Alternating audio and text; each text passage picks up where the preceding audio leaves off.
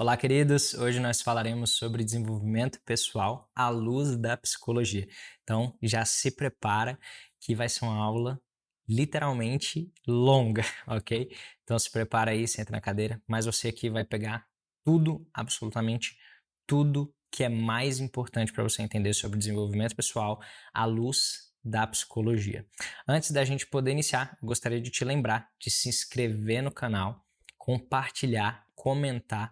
Lembrando que boa parte do pessoal que está inscrito no canal recorrentemente fala que não tem recebido os vídeos ou pelo menos não tem sido notificado. Lembre-se de verificar se você está inscrito, então vamos direto para a nossa tela aqui, sem mais delongas. Pessoal, quando a gente fala de psicologia e desenvolvimento pessoal, a gente está falando de várias pontes aqui, tá?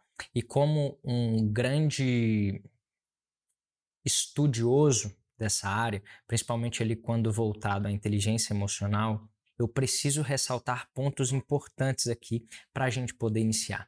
E dentro disso, eu quero ressaltar que tudo aqui que eu fiz foi, obviamente, à luz da neurociência, à luz da psicologia, mas também pensando em inteligência emocional, ok? Então, feito esses adendos, vamos para a tela.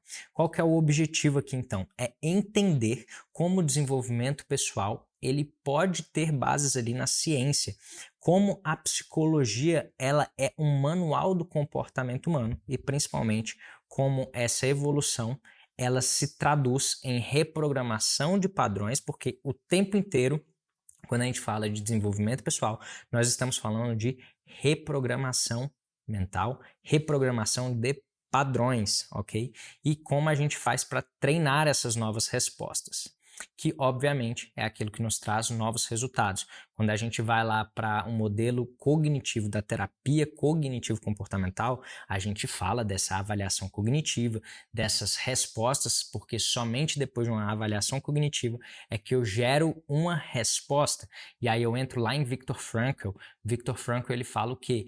Que entre o estímulo e a minha resposta comportamental é que mora o meu grande poder. É justamente aqui, nesse momento de avaliação da situação, é que eu tenho poder de direcionar estrategicamente a minha ação, ok? Então, o que é o desenvolvimento pessoal para a psicologia? É uma mudança estruturada de comportamento que envolve emoções, pensamentos, crenças, hábitos e principalmente a gente precisa lembrar de falar dos ambientes, o poder do ambiente. Afinal de contas, o ambiente ele é um fator fundamental dentro dessa dinâmica que a gente tem aqui. Principalmente porque nós somos seres relacionáveis e somos seres que influenciam e somos influenciados, ok? Então, quando a gente fala do triângulo da psicologia, a gente está falando basicamente de emoção, cognição e comportamento. E como nasce então uma ação humana? Ela nasce através de uma emoção que é disparada, ou seja, essa emoção ela é basicamente uma reação, né? E aí essa reação ela gera uma cognição, essa cognição nós fazemos uma avaliação daquilo que está acontecendo, que gera depois um comportamento. Lembra lá? Entre o estímulo e a resposta comportamental. Então, eu estou falando aqui dessa avaliação cognitiva. Qual que é o resultado? Uma resposta comportamental. Ou eu vou reforçar o ciclo, ou eu vou mudar o ciclo, ok? Em suma, nós temos emoção, avaliação cognitiva e comportamento, ou seja, a emoção, o estímulo, nós temos uma avaliação, a minha interpretação sobre o fato e depois nós temos um comportamento sendo gerado. E então, por que 90% entre aspas, tá? 90% das pessoas vivem repetindo padrões. Lógico que isso daqui é um dado que eu apenas coloquei aqui de uma análise, tá? Que eu tenho observado e não necessariamente é um dado fidedigno. Eu gosto sempre de ressaltar isso, até porque eu trabalho com estudos, eu gosto de trazer estudos aqui para vocês. Então, isso é uma percepção. Então, por que a maior parte das pessoas, elas vivem repetindo esses padrões? O cérebro, nosso cérebro, ele é programado para economizar energia. Otimizar a energia seria mais adequado. E então, ele vai buscando sempre criar atalhos. Poxa, se isso tá legal, eu vou repetir. Se eu não gasto tanta energia para isso, eu vou repetir. E facilmente nós vamos trazendo emoções mal reguladas que muitas vezes dominam essas emoções, as nossas decisões, desculpa. Então, quando nós tomamos decisões que são curtas, muitas vezes tem muito mais a ver com a nossa economia de energia, ok? E essas crenças antigas, poxa, veja bem, se o meu cérebro ele gosta de otimizar a energia, eu gosto daquilo que é previsível, é uma configuração de fábrica. Eu gosto daquilo que é previsível. Portanto, eles continuam, aquilo que eu vivi lá atrás, continua influenciando minhas escolhas atuais.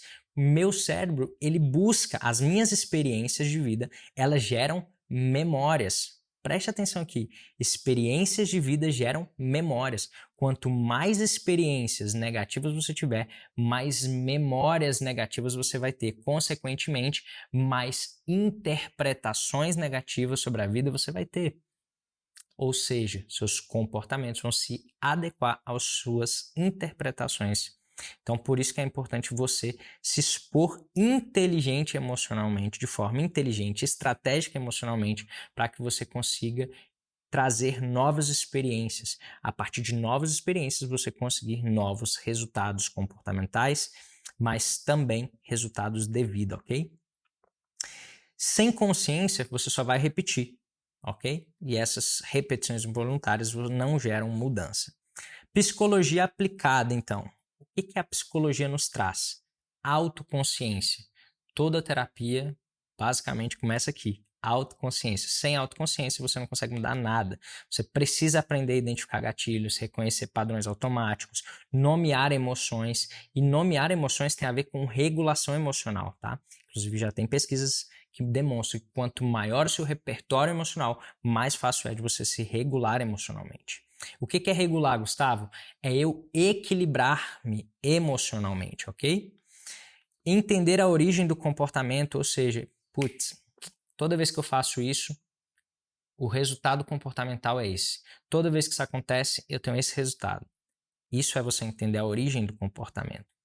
Consciência, pessoal, no fim das contas, muda o jogo e é ela que te dá a escolha. Lembra lá da frase de Viktor Frankl, que eu já inclusive citei anteriormente. Crenças centrais. Quando a gente fala de crenças centrais, a gente precisa fazer uma pergunta, né? Por que você faz o que você faz, mesmo sabendo que você deveria fazer outra coisa, mesmo sabendo que você deveria mudar esse comportamento? E aqui tá. Suas crenças, elas têm interpretações, elas geram interpretações e elas estão atreladas a emoções. Quanto maior a emocionalidade, mais firme uma crença fica na tua cabeça. E essa emocionalidade, essa emoção, literalmente, a intensidade dessa emoção traz ação juntamente com isso, ok? Vou te dar exemplos reais, então. Quando você fala bem assim, não sou bom o suficiente, o que você está trazendo para o seu cérebro? Procrastinação. Quando você comunica, lembre-se que a comunicação ela é muito importante, comunicação verbal e não verbal. Se eu for falar de comunicação não verbal, eu tenho que lembrar lá de M. Cuddy, né? Que é aquela pessoa fantástica que basicamente traz ali a ideia de que o teu corpo ele comunica. Inclusive tem um TED Talk sobre isso, pesquise depois. Então, quando a gente fala, entre aspas, assim, poxa, eu preciso agradar todo mundo, o que eu estou falando? Pô, eu estou exausto, mas ao mesmo tempo eu também preciso de aprovação social. Erro, quando você coloca na tua cabeça que erro é fracasso, o que você gera? Você gera exaustão, não. Você gera paralisação, ok? Então, quando você fala que você é um fracassado, está gerando ali uma paralisação. Reestrutura cognitiva, pessoal. A gente tem aqui uma gama muito grande quando a gente fala de reestruturação cognitiva. Por quê? Porque é a técnica mais poderosa da psicologia para mudar os nossos padrões comportamentais, ok? Então, quando a gente fala dessa mudança comportamental, a gente está falando de reestruturação cognitiva, de reavaliação cognitiva. Questionar esses pensamentos automáticos, eles são essenciais, porque é somente a partir do questionamento que eu consigo trazer mudança. Eu só consigo questionar aquilo que eu tenho consciência, ok? Avaliar, então, as evidências é importante. Você fazer essa análise para você traçar uma estratégia e fazer uma mudança. Você criar interpretações mais funcionais também auxiliam nisso, nessa reinterpretação, bem como você reduzir a ansiedade e impulsividade, trazendo mais clareza, ou seja, você trabalha mais a área do córtex pré-frontal.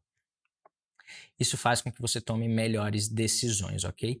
Lembre-se que é muito importante você, no momento que precisa tomar uma decisão, você está com a mente tranquila. Portanto, se necessário for, saia da sala, dá uma pausa, respira fundo e depois você volta, ok?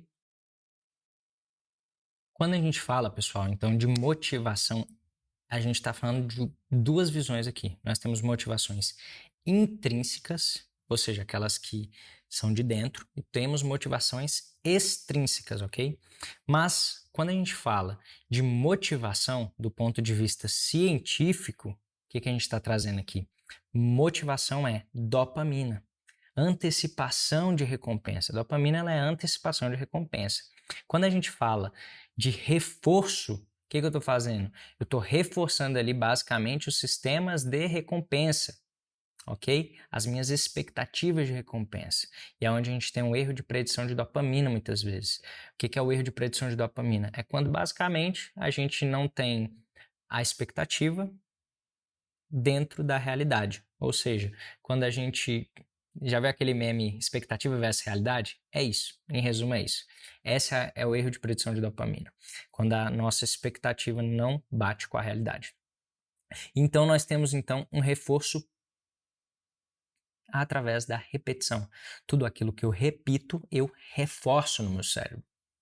Lembrando que a clareza, ela sempre gera ação.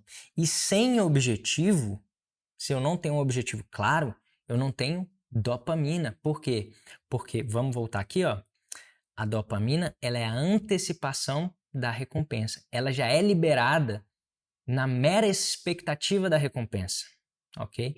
Então, como eu já tenho liberação de dopamina na mera expectativa da recompensa, eu preciso saber qual é a recompensa, o que eu quero, qual é o meu objetivo, ok?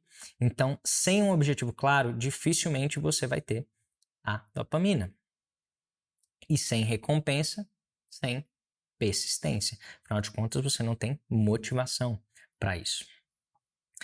E aí, óbvio, nós poderíamos falar de resiliência, nós poderíamos falar de uma gama de outros assuntos, mas aqui eu quero ser bem assertivo com vocês, especialmente do ponto de vista da importância disso que eu estou trazendo.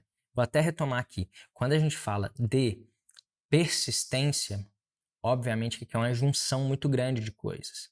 E quando a gente fala de motivação intrínseca e extrínseca, a gente entra em uma outra gama gigantesca de coisas. Mas, quando a gente fala de motivação intrínseca e a extrínseca, ou seja, a motivação externa, ela vem para chancelar a minha motivação intrínseca. Ou seja, se não faz sentido para mim, eu posso ter fatores externos que até me mobilizem, mas os meus fatores internos são muito mais relevantes do que os fatores internos.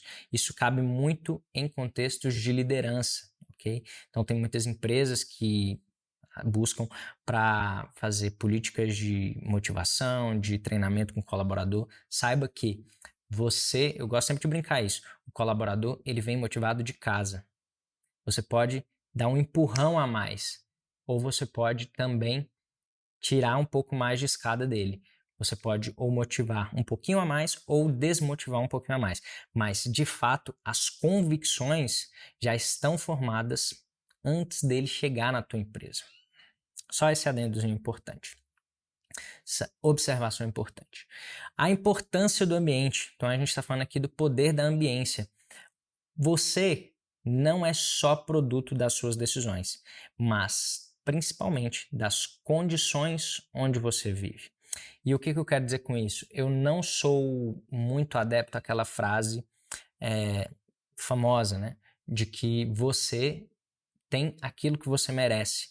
Porque às vezes, obviamente que do ponto de vista de responsabilidade, de autorresponsabilidade, eu concordo veementemente. Do ponto de vista de contextos de vida, aí a gente começa a ter alguns questionamentos.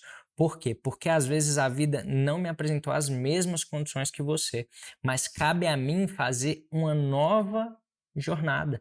Mesmo que a vida não tenha me dado limonadas, eu consigo pegar os limões e transformá-los em limonadas, ok? Então, essa é a ideia aqui que eu quero trazer para você. Por mais que as condições de vida não tenham sido favoráveis, faça uma limonada. Então, pessoal, o que você pode fazer na prática? Sabendo que o ambiente ele moda comportamentos de forma automática, eu preciso experienciar novos ambientes. Eu preciso me colocar em novos ambientes que me tragam novos pensamentos e, a partir de novos pensamentos, novos comportamentos.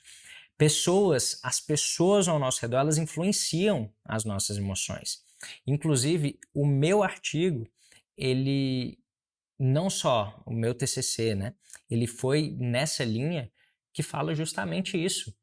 O líder, através dos neurônios espelho, as pessoas que estão ao nosso redor, a gente espelha essas pessoas através dos neurônios espelho. Isso é neurociência, na prática, é psicologia aplicada.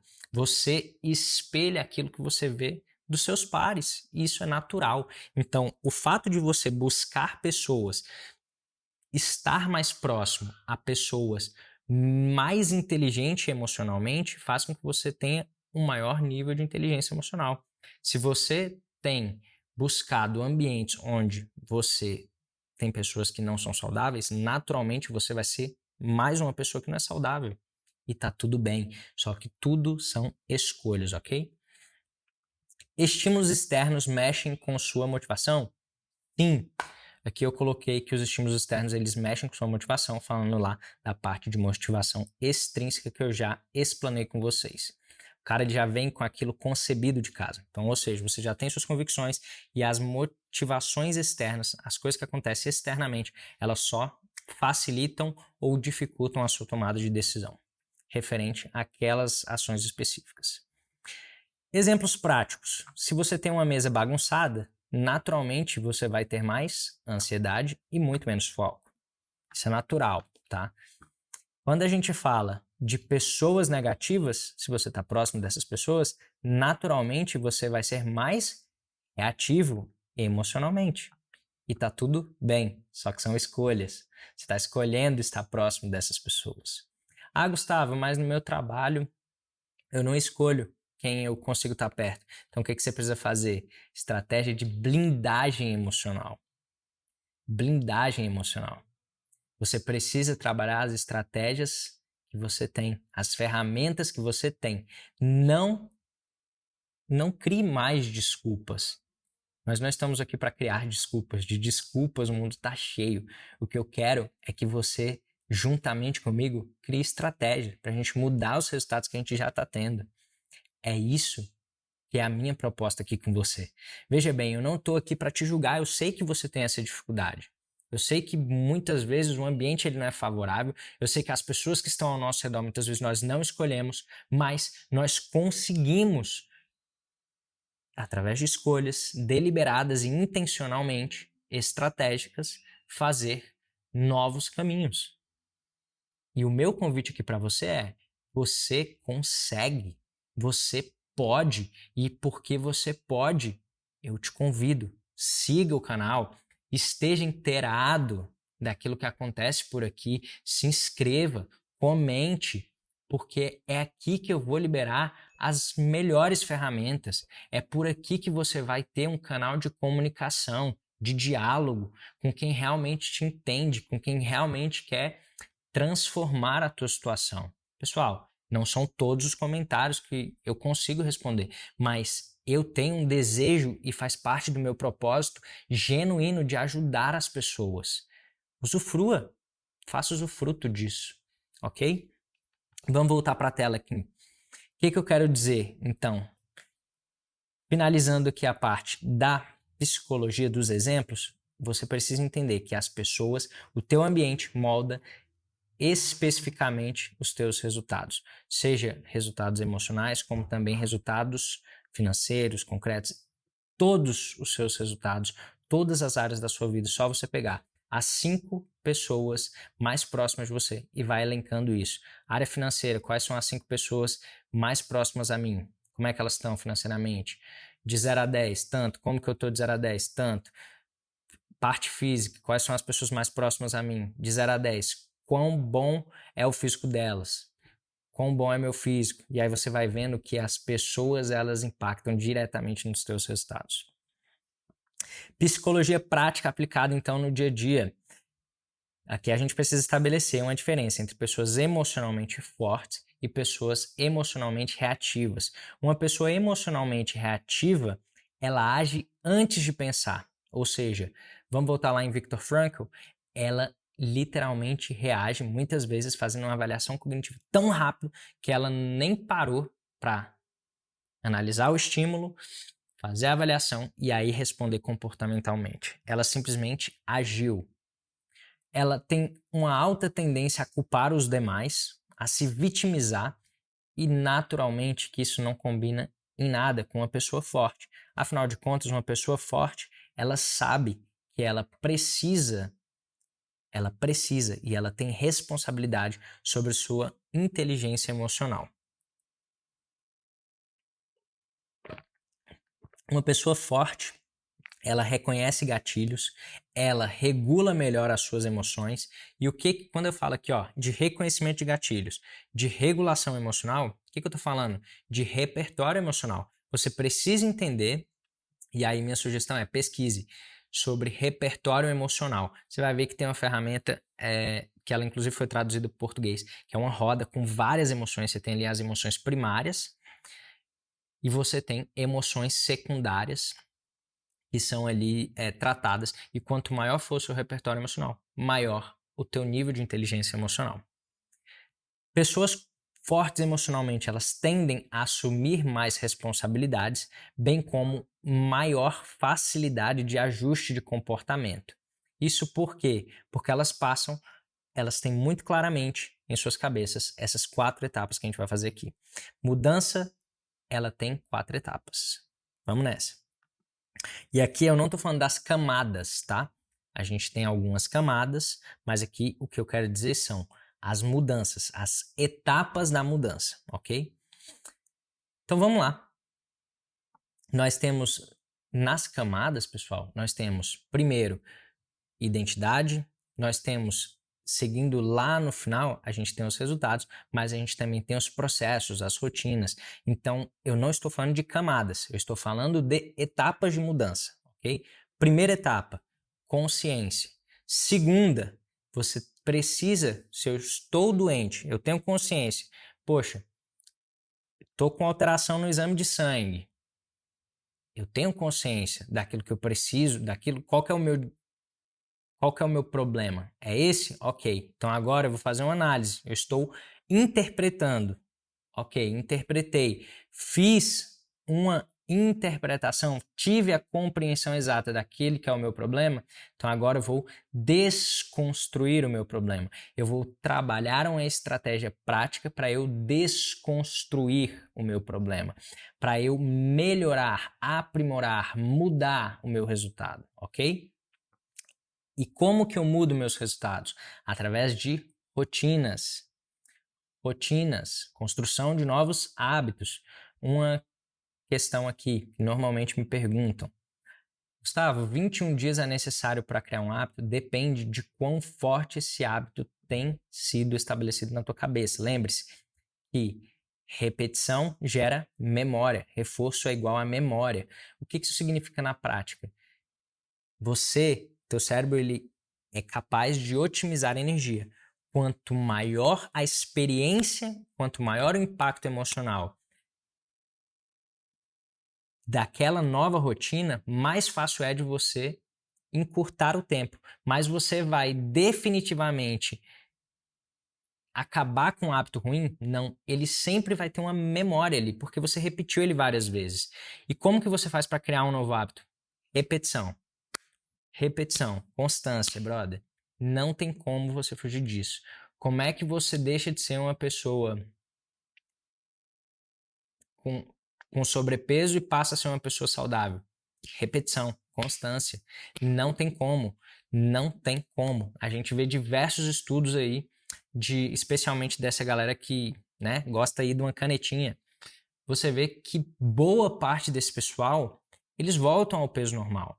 Não é nenhum segredo. Quando você vai lá na parte da cirurgia bariátrica, o que o pessoal fala? Você tem que primeiro mudar a sua cabeça. Porque se você não mudar a sua cabeça, você não consegue manter. Quantas pessoas você não conhece que já fizeram cirurgia bariátrica e voltaram a ter sobrepeso? E voltaram muitas vezes até pior. Por quê? Porque não mudaram a cabeça, não tiveram a constância necessária antes da cirurgia. Quiseram apenas um resultado de curto prazo, quando na verdade a vida ela é longo prazo, brother. A vida é de longo prazo. Nossa guerra aqui não é com a batalha. A gente não está aqui para vencer a batalha apenas. Nós estamos aqui para vencer a guerra. Para você vencer a guerra, você precisa de constância, você precisa de repetição. Repetição gerando memória, ok? Então vamos lá. Quando a gente fala então das etapas da mudança, essas são as 4. Vamos só revisar. Primeiro, consciência. Segundo, compreensão, avaliação, análise. Terceira, estratégia ou construção. Desconstrução aqui você pode colocar como estratégia. Eu coloquei como desconstrução, mas pode colocar como estratégia ou ferramenta de ação. E aí, construção de novos hábitos, você pode colocar constância, caso você queira anotar de uma outra forma. E aqui, óbvio, aquela parte que eu falei para vocês que eu não podia deixar de falar, inteligência emocional. Qual que é o futuro emocional? O futuro emocional, ele é treinável. Eu preciso deixar isso claro para você. Nós conseguimos treinar. Então você pode reprogramar seus pensamentos, você pode regular melhor as suas emoções, bem como você consegue, através dessas novas experiências, desses novos pensamentos, você consegue transformar seus comportamentos.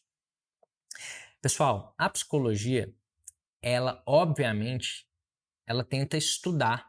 E ela, de certa forma, ela é um manual de funcionamento humano, mas muito mais do que isso. Muito mais do que muitas vezes uma corrente filosófica, uma corrente científica, ela é a base.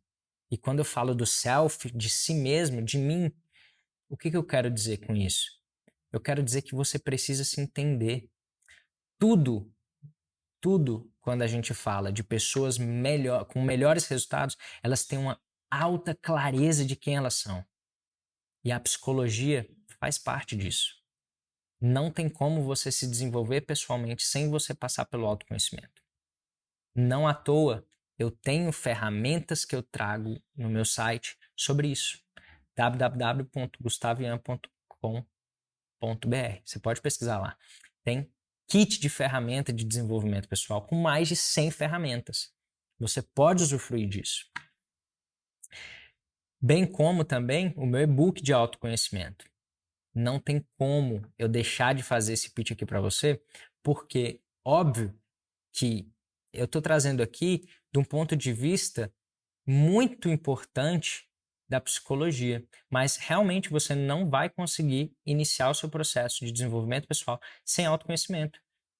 Eu estou te dando a oportunidade de você encurtar isso. Você já tem a consciência. Você já fez a análise. Agora você precisa fazer a desconstrução. Você precisa colocar o terceiro passo, a estratégia. Encurte o momento da sua estratégia, ok? Desenvolvimento pessoal, então, é a aplicação desse manual. Qual manual? Psicologia em Foco. Você entender quem você é. Isso que você precisa ter muito claramente na tua cabeça. Se você sabe quem você sabe para onde você quer ir e, naturalmente, você consegue trabalhar as estratégias de acordo com aquilo que você deseja. Espero que esse vídeo tenha realmente te ajudado a entender como funciona o desenvolvimento pessoal aplicado na prática à psicologia do dia a dia. Forte abraço, lembre-se de se inscrever no canal, compartilhar e comentar se fez sentido esse vídeo para você. Forte abraço, fiquem com Deus e até a próxima. Ei, Gustavo, tu chegou com visão. mostrou que juntos mudamos a direção.